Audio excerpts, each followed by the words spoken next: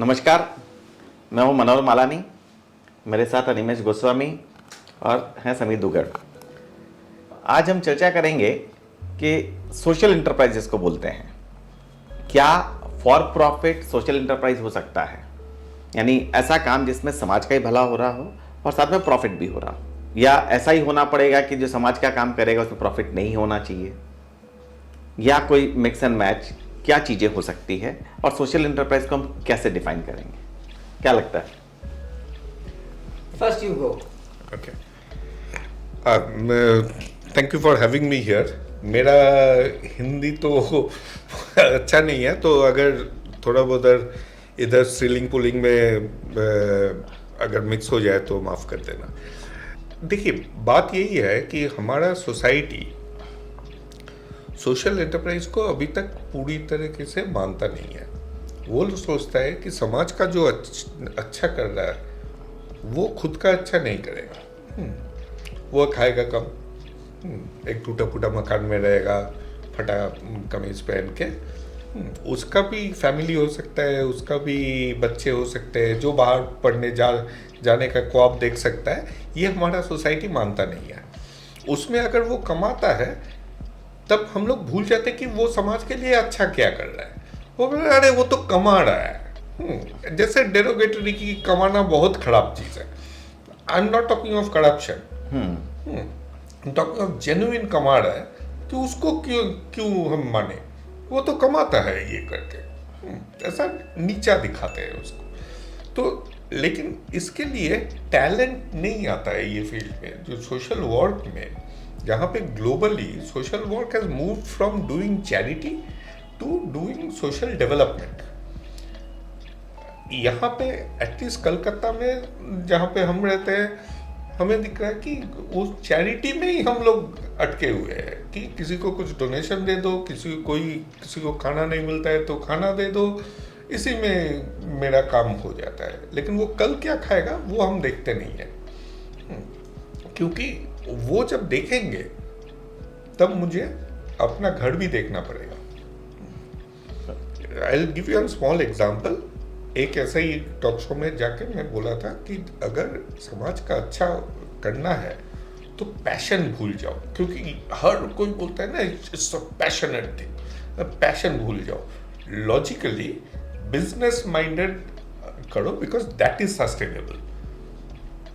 I don't have to tell you कि उसके बाद मुझे कितना सुनना पड़ा उधर, और शायद मुझे कभी बुलाएगा ही नहीं वो लोग।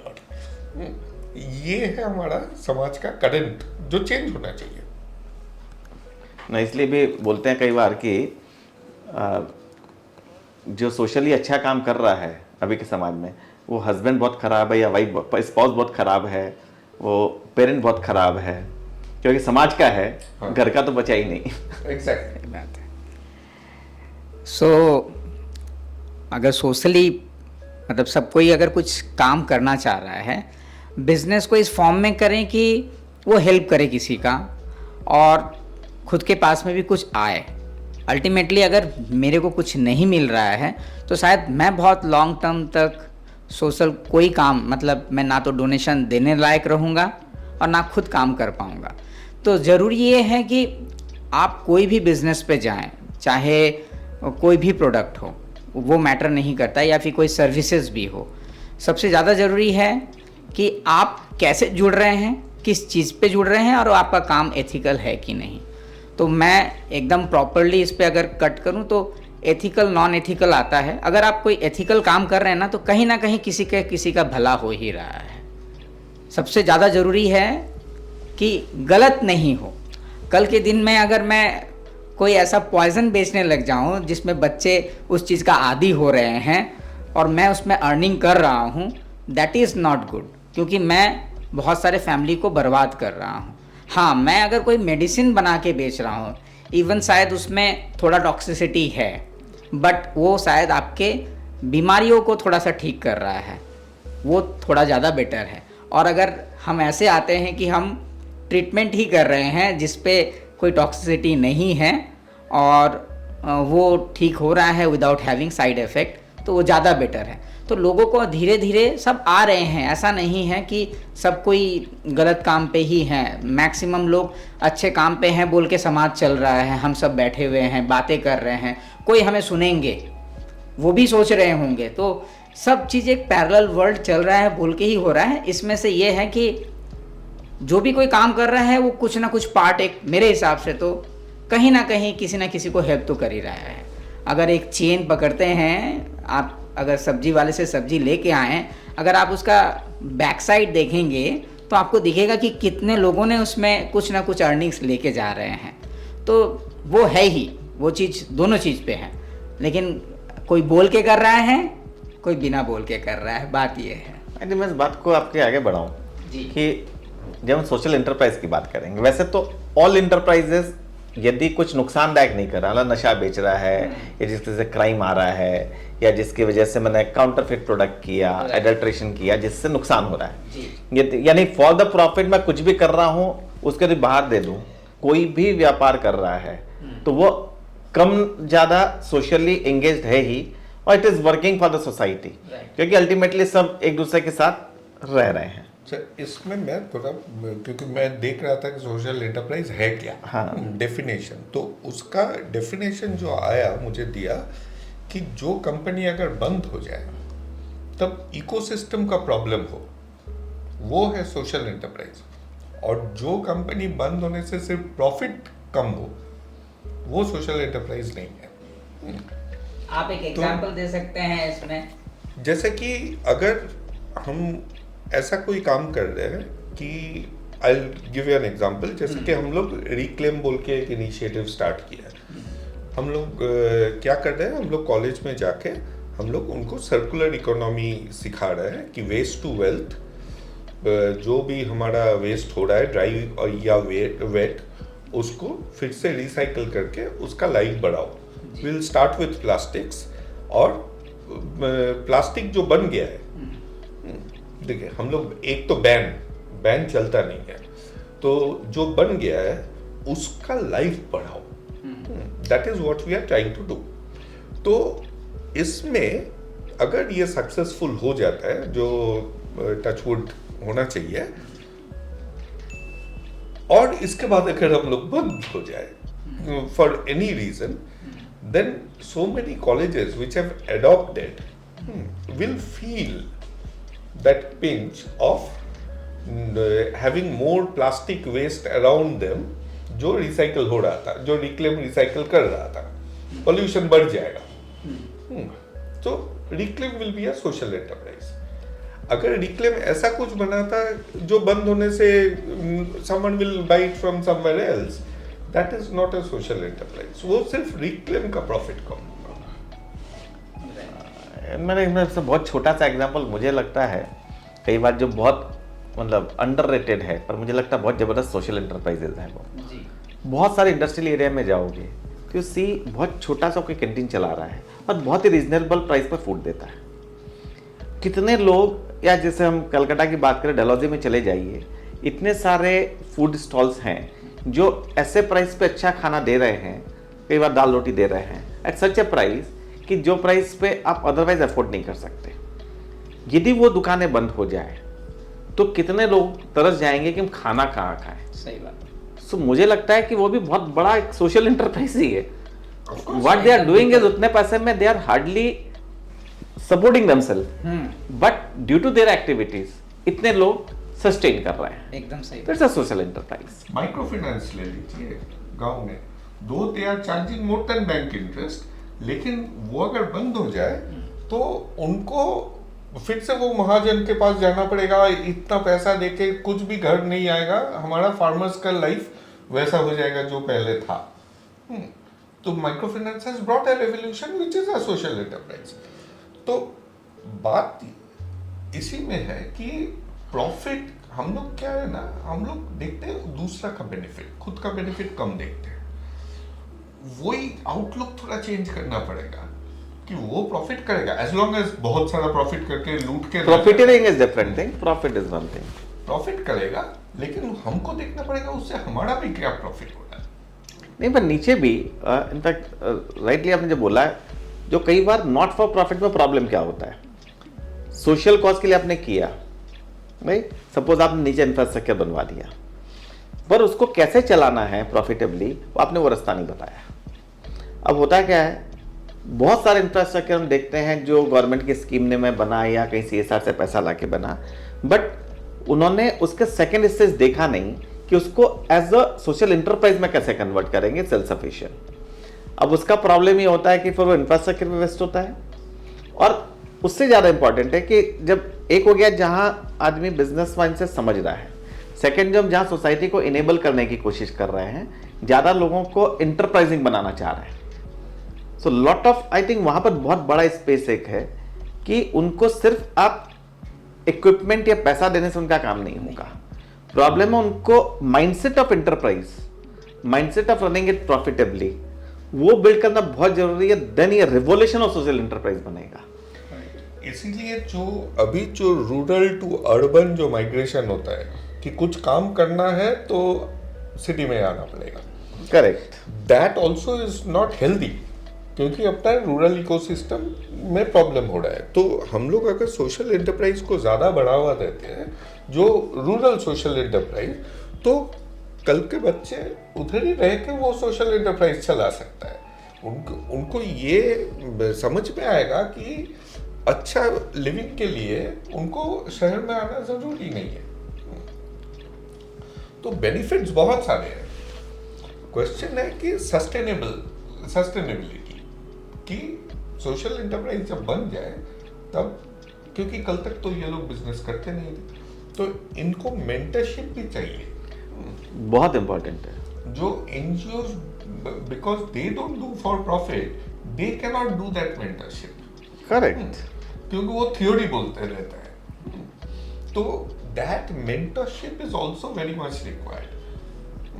और जो मेंटरशिप देगा वो खुद इंटरप्राइजिंग होना चाहिए, तभी उसको ट्रांसलेट कर पाएगा। एग्जैक्टली। क्योंकि कोई एकेडमिशियन या एनजीओ वो नहीं कर पाएगा। Even government can give you grant, लेकिन प्रॉब्लम ये रहता है कि ग्रांट से काम नहीं चलेगा। उसके बाद का क्या है? अगर आप डिपेंडेंट हो जाते हैं, मुझे मालूम है कि मुझे मिलना ही है, तो वो एंटरप्राइजिंग कभी आता ही नहीं है। तो इट्स ऑलवेज नीडेड कि इकोसिस्टम जिसको बोलते हैं कि हाँ, वो पूरा प्रॉपरली अगर मेंटेन्ड हो कि आपको कहाँ बडिंग है, कहाँ नर्चरिंग है, वो प्रोसेस पे करके कहाँ आपको फ्रूट निकालना है, ये प्रोसेस पूरा होना चाहिए, तब जाके होगा। हम लोग यूजुअली क्या है कि सोचते तो हैं कि कोई ऐसा काम करे जो सोसाइटी में चेंजेस लाए, लेकिन वो कैसे खड़ा होगा ना, उसका जिम्मेदारी कोई नहीं लेता है। आज एक एंटरप्रेन्योर अगर कुछ अच्छा सोच के भी करता है ना, आगे जाके वो थक जाता है। उसके चाहे प्रोडक्ट अच्छे हो या फिर वो कोई अच्छा सर्विस प्रोवाइड कर रहा हो, लेकिन एंड ऑफ द डे उसके पास में कोई नया चीज़ करने के बाद में उसके पास में कोई मेंटरशिप नहीं रहता है या कोई गाइडेंस नहीं रहता है कि वो आगे कैसे सस्टेन करेगा। तो बर्नआउट वो शुरू में ही जो उसके है ना, वो एफर्ट देता है, लेकिन उसके बाद में बर्नआउट होता है। तो सिर्फ हम लोग को ये सोचना नहीं है कि एक सोशल एंटरप्राइज कोई करे और हम लोग को उसको पूरा इकोसिस्टम के अंदर में कैसे डाल सकते हैं, वो ज़रूरी है। ताकि आप जो बोल रहे हैं ना कि अगर कल के दिन आप ये करने के बाद में ऑफ हो जाएंगे, ये कंपनी अगर नहीं रहा, तो बहुतों को ये चीज़ का फील होगा कि बाहर बहुत प्लास्टिक दिख रहा है। लेकिन आप जैसे जिस दिन 100 हो जाएंगे ना, तो एक कोई रहेगा या नहीं रहेगा, वो दूसरा कोई आ जाएगा उस अपॉर्चुनिटी को लेने के लिए। वही तो है, क्योंकि जब फील होगा तब कोई तो आ जाएगा वो फिर से सोल्यूशन लेके। तो वो फील होना जरूरी है, वो बिल्ड होगा सर। अच्छा है। ये इंडिया अभी तक में जो भी रहा है, जैसे भी रहा है, वो हरदम ही स्टडीज़ से लेके आप समझ लीजिए सब जगह पे मेंटलिटी यही रहता है कि हम एक प्रीफिक्स जगह पे पहुँचे जहाँ मुझे मालूम है कि एंड ऑफ द डे मुझे क्या मिलना है। और पूरा का पूरा जो काम पे हम लोग लगे हुए हैं ना, हमें पता नहीं है कि महीने में कितना टूट रहा है, कितने दिनों में काम खड़ा करेंगे, कब क्या होगा, वी डोंट नो। हमने एक बेड़ा उठा लिया है कि करना है। अभी गोस्वामी जी ने बोला था कि पता नहीं है आगे का, मतलब कोई भी चीज़ को आगे क्या होगा। जैसे इन्होंने एक जगह पे जाके बोला कि ये पैशनेटली मत करो, लेकिन एक एंटरप्रेन्योर ना वो पागलपन पे ही करता है, पैशन पे ही करता है, लेकिन उसके साथ में कोई जुड़ने वाला चाहिए। आप वो पैशन गलत जगह पे है या सही जगह पे है, ये मेंटरशिप में आता नहीं है। पैशन में मैं वो गलत पैशन का ही बात कर रहा था हाँ। कि जाके कुआं में कूद मत जाना। हाँ। थोड़ा सोच लेना, क्योंकि एक कूदेगा तो आज लेकिन क्या आपको हो ये रहा है, गलत accept कर द लिए। प्रॉब्लम क्या हो रहा है ना, बात। People are not coming to do social work क्योंकि उनको लगता है कि अरे वो तो मेरा जिंदगी बर्बाद कर देगा, हम बिन खाए बिन पिए रहेंगे। हाँ, क्योंकि मेरा सामने वाला भी ऐसा ही जीवन गुजर रहा है। हाँ। तो इसमें अगर एक कुआं में कूद गया तो 100 और पीछे चला जाएगा, वैसे ही आ नहीं रहा है। तो इसीलिए मैं सिर्फ यही बोलना चाहता हूं कि जो सोशल वर्क कर रहा है उसका स्टैंडर्ड ऑफ लाइफ भी अच्छा होना चाहिए। नहीं, इसमें एक मैं अच्छा एग्जांपल दूंगा जो अच्छा इवॉल्व रहा है, जिसमें दोनों तरीके के एग्जांपल एक साथ हैं कि फार्मर प्रोड्यूसर कंपनीज बनी देश भर में, right? Only handful of them are doing very good, most of them are not able to do good, but ये नंबर चेंज भी हो रहे हैं। अब उसमें स्ट्रक्चर बड़ा अच्छा हुआ है। नीचे लेवल पे जो ऑर्गेनाइजेशन बन रहा है, फार्मर प्रोड्यूसर कंपनीज जब बोल रहे हैं, ये मोरलेस ये इन बिटवीन सोशल एंटरप्राइज और कंपनी के बीच का है। तो बेसिक इंटेंट परफेक्ट था कि फार्मर्स कंपनी बना, इसको प्रॉफिटेबली चलाए। हुआ क्या? बट फर्स्ट स्टेज में क्या चैलेंजेस आए, ये सब बनाएगा कौन? तो ये सारा काम मिला नॉट फॉर प्रॉफिट वालों को, उन्होंने हाथ में लिया, उन्होंने बना लिए। अब बनाने के बाद कुछ ग्रांट, कुछ ये, अब ये जो डीएनए था वो यहाँ पे ट्रांसफर हो गया। सो सबको चैलेंज क्या आ रहा था, जब तक वो पैसा आ रहा था कुछ अच्छा जा रहा है, जैसे ही वो पैसा आना बंद हुआ और ग्रांट आनी बंद हुई, they started troubling, getting into trouble. But उनमें से कुछ लोग बहुत अच्छा कर रहे हैं। जहां पर कोई सीईओ या कोई और ऐसा आया है जो थोड़ा विजन के साथ था, लीडर, तो उसने खुद इन्फ्यूज कर दिया। कुछ जगह पे कुछ लोगों को मेंटरशिप मिल गई। नो, ये बहुत ही बड़ा एक सोशल एंटरप्राइज का एक रिवोल्यूशनरी इंडिया में हो सकता है, क्योंकि फूड इज बेसिक। नाउ आप ये समझिए कि हर जगह पे ये फार्मर प्रोड्यूसर कंपनी जो बन रही है वो 2 वे वैल्यू एडिशन लोकल लेवल पे कर सकती है, और हो रहा है। कुछ जगह पे इनपुट साइड में इंटरवेंशन करके डिसेंट्रलाइज करके थोड़ा काम हो रहा है, कुछ जगहों पे आउटपुट साइड में, यानी फर्स्ट स्टेज पे grading, sorting, accumulation and transport का प्रॉपरिंग, पैकेजिंग, जो फिर वापस जाएगा एक सेंट्रल लेवल पे मार्केटिंग होते हुए। सो वो अच्छा हो रहा है। बट वही है कि यहाँ पर सोशल एंटरप्राइजेज में जब बात करें तो ये जो दोनों चीजें हैं, माइंडसेट कि for profit with the mindset of creating a social enterprise, supporting this as a social enterprise. भले मैं फॉर प्रॉफिट हूं, पर मैं अपने बिजनेस को डिसेंट्रलाइज करके इनको मदद करता हूं और इनको प्रॉफिटेबल करता हूं। और एनजीओज या ग्रांट जो है वो बेसिक स्ट्रक्चर खड़ा करने की कोशिश करते हैं। तो ये combination is working very well, क्योंकि इकलौता, जैसे इनका भी कहना है, मेरा भी अनुभव है, कोई भी इंटरप्राइज जाकर के ग्राउंड अप नीचे स्ट्रक्चर खड़ा करना उसके लिए चैलेंजिंग है, क्योंकि इवन फार्मर्स का भी रेजिस्टेंस आता है, क्योंकि फर्स्ट इंटेंट है ये आया सिर्फ प्रॉफिट के लिए, तो मैं क्यों इसके साथ बनूं। तो ये भी एक बड़ा रेजिस्टेंस वाला माइंडसेट का इशू है। नहीं, जैसे कि reclaim, we are trying to build make a social enterprise ecosystem starting with circular economy, जो प्लास्टिक रिसाइकल के लिए हम लोग कर रहे हैं, जिसका एक कॉलेज कंपटीशन भी होने वाला है अभी कुछ दिन बाद। हमें कहाँ से रेजिस्टेंस मिल रहा है? सबसे ज़्यादा रेजिस्टेंस तो मिल रहा है जो उनका स्टार्टअप इंक्यूबेशन सेंटर सब मैक्सिमम कॉलेजेस में है। वो इंक्यूबेशन सेंटर का जो हेड है वो सिर्फ 2 बातें बोलता है, इन्वेस्टर और नेटवर्किंग। हाँ, ये 2 वर्ड सिर्फ यूज करते हैं वो पूरा दिन। उनको जब हम सोशल एंटरप्राइज बोल रहे हैं कि इतना सारा कंपनी है, कौन सा कंपनी सोशल सोसाइटी के लिए अच्छा कर रहा है, वो बोले क्यों करना है। तो ये माइंडसेट जब ऊपर से हो जाता है तो उनको समझाना पड़ता है। वो एक बार समझ गया, then we get an entry. He doesn't have the bandwidth to Correct. mentor them. Impact analysis, जो आइडियली काम पे इम्पैक्ट क्या है। अब जो एनजीओ बोल रहे हैं, मेरे लिए वो इंक्यूबेशन सेंटर हेड है। उनको अगर हम लोग समझा सकते हैं कि कुछ बिजनेसेस सोशल एंटरप्राइज भी होना चाहिए, कुछ सर्कुलर इकोनॉमी में होना चाहिए, because that is the way the world is moving. Same problem is there, because see आपने देखो जो मैक्सिमम इंक्यूबेशन सेंटर्स बने हैं, उनको जो हेड कर रहे हैं, दे कम फ्रॉम एकेडमिक्स। अब एकेडेमिया से जो आएगा उसको बिजनेस अंडरस्टैंडिंग बहुत कम होता है। Mindset. थ्योरी में पढ़ना business is one thing and practicing business is another thing all together. तो वो मतलब स्टार्टअप इकोसिस्टम में this is coming as a major challenge कि इंक्यूबेशन सेंटर्स में व्हेन ओनली एकेडेमिया जहां पर भी रूल कर रहा है इंक्यूबेशन सेंटर को, वहां चैलेंज है अंडरस्टैंडिंग का। वो बहुत बड़ा। और एक एग्जांपल देता हूँ। और एक इंक्यूबेशन सेंटर में मुझे टॉक्स के लिए बुलाता था, और एक साल तो बुलाया नहीं, कभी शायद मुझे लग रहा है कभी नहीं बुलाएगा।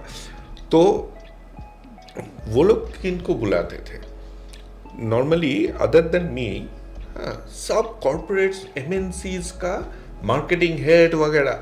मैं एक दिन पूछा कि इनको क्यों बुला रहे हो? ये लोग है स्टार्टअप जिसका मतलब 5 आदमी का कंपनी है, वो आके इनको प्रोसेस सिखा रहा है। नहीं 5 भी नहीं, कई बार तो 3 दो- आदमी है हाँ, काम। दो- आई मी दो- and my self, I me and my self. Exactly वही चीज। तो क्यों प्रोसेस क्या सिखाना है कि ये रोल ये करेगा, ये रोल ये करेगा? रोल्स कहाँ पे है? एक ही तो बंदा है।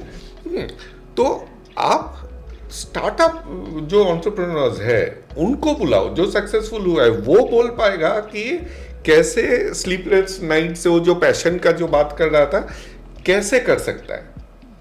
लेकिन ग्लैमर नहीं है ना उनमें। सीरीज है, सीरीज भी, हाँ एंजल। उस दिन ही एक बोला कि 3 B's से अपना स्टार्टअप इकोसिस्टम अभी चल रहा है। बनाओ, बेचो और भागो। तो अपना प्रोडक्ट बनाओ, उसको इन्वेस्टर को बेचो और उसको भागो। नहीं कभी भी करो, व्हाट्स योर एग्जिट प्लान? हाँ एग्जिट प्लान। तो इन सर्कुलर इकोनॉमी तो अपना एग्जिट ही नहीं है कि वो जब खत्म हो जाए तो फिर से घुमा के लेके आओ। नहीं, mindset of circulate is very important, वो तो Yeah. करना ही पड़ेगा। यही समझ में नहीं आता है, लोग एग्जिट का पूछते ही क्यों है, एग्जिट करना ही क्यों है? अगर मुझे मेरे धंधे पे भरोसा है तो मैं एग्जिट होऊंगा, वो क्यों? मतलब कोई पूछता है तो ये बेवकूफ़ी है। हाँ, आपके कंपनी का वैल्यूएशन क्या करना है, आपका अगर फ्यूचर क्या गोल है, इसके बाद में क्या करना चाहते हो, दैट इज़ अनदर थिंग। इस इन्वेस्टमेंट को लेकर आप और क्या करोगे?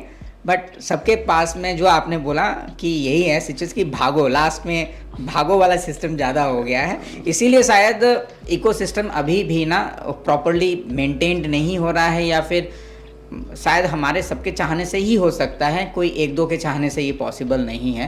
क्योंकि अल्टीमेटली ना जो लोग कुछ करना चाहते हैं ना, उन्हें मौका नहीं मिलता है, सबसे बड़ा बात है।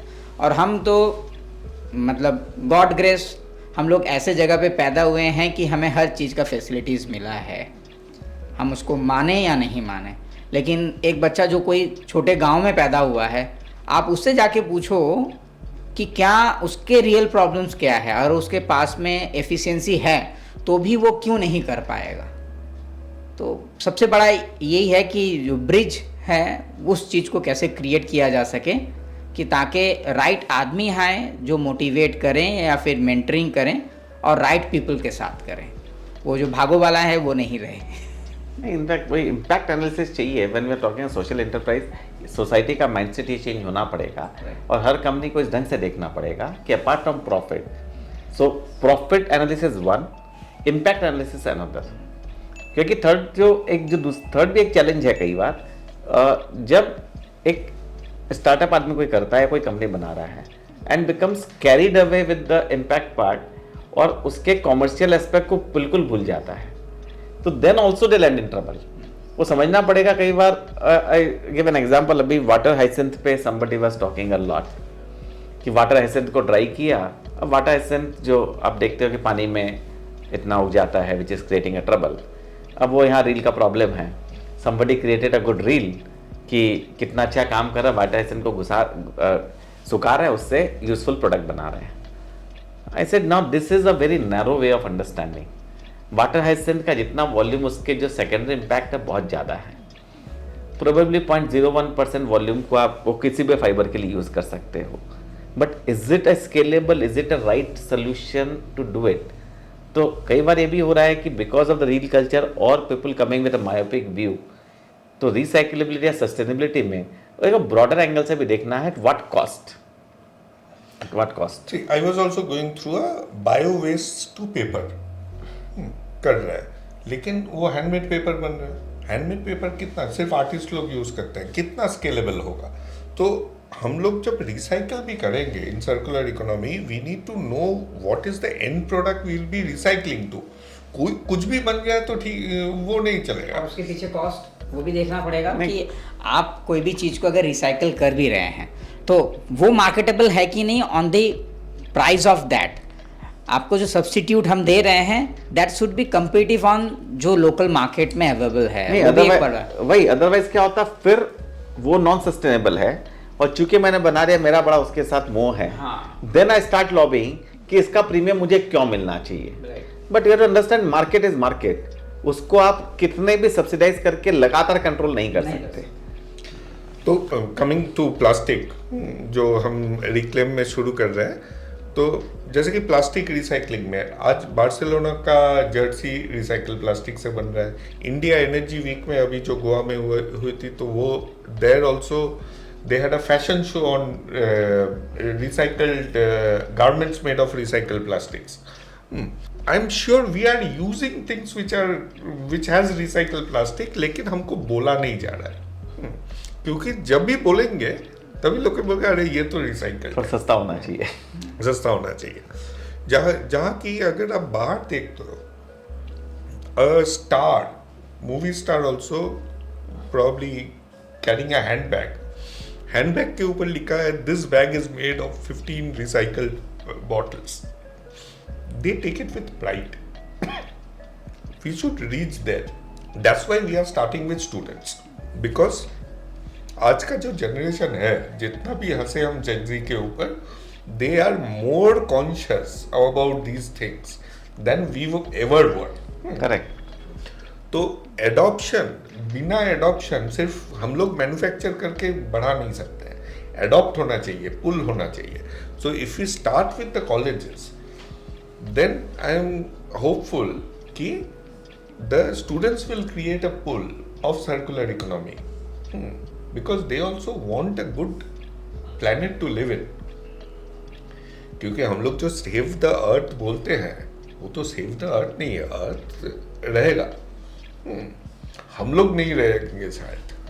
तो इस सेव ह्यूमंस, तो दैट दिस जनरेशन अंडरस्टैंड्स। तो होपफुली इन आवर रिक्लेम 26 ये जो कॉलेज कंपटीशन हो रहा है, उसके बाद we'll start social entrepreneurship, will see success there. Definitely, yes. Thank you very much. ऐसी और खबरों के लिए देखते रहिए सनमार्ग नेटवर्क के अन्य डिजिटल प्लेटफॉर्म्स।